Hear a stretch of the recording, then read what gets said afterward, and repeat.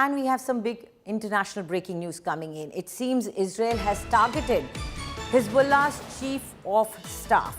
Now, the chief war planner of Hezbollah, that is Tabatabai, he has been hit by Israeli strikes, and Israel has hit Lebanon. And Israeli strikes have hit the stronghold of Hezbollah, where this man used to live. He is the chief of staff. And remember, this is not the first time that Israel is trying to dismantle Hezbollah. It had already first attacked the head, and now subsequently we hear that they had attacked this chief of staff. But is that man alive or dead? That is yet to be confirmed. Joining us on the phone line right now is India Today's Ashutosh Mishra. Ashutosh, what do we know? This year, after the ceasefire, if you remember, the US brokered ceasefire between Hezbollah and Israel. Just a year later, we see a massive airstrike deep in the Lebanon, in the capital Beirut, in Dahia area exactly, where the Israeli Air Force carried out the precision strike deep in Beirut.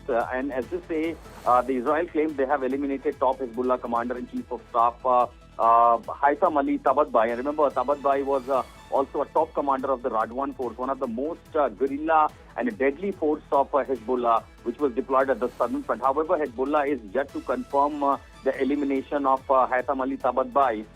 As we see, the health ministry has said that nearly 5 people have been killed, 20 other injured. So this was a precision strike carried out. You see in these images, these are the structure that was damaged exactly deep in the capital Beirut in Lebanon, the Dahia area where all the Hezbollah commanders were previously killed during 2023 Lebanon and Israel war. And he was wanted. He was in fact sanctioned by United States in 2016 in the month of October.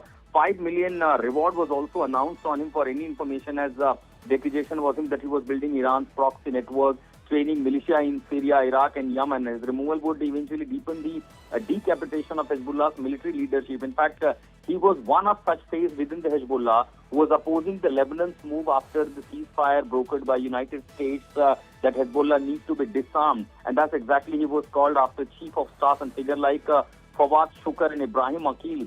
The two faces, he was the third one such force, and after elimination of Fawad Shukar and Ibrahim Akil, he was the one who was leading the Hezbollah at the front. Eventually, after the ceasefire, major no escalations were seen. But this is the airstrike that has been carried by Israel in Beirut is unprecedented situation. And what we're also hearing from the Israeli sources is that US was also kept in the loop. They were informed about this strike because there was information. Right. And this precision strike was carried out, and Prime Minister Netanyahu also gave a permission for this operation. Thank you, Ashutosh, for all those details.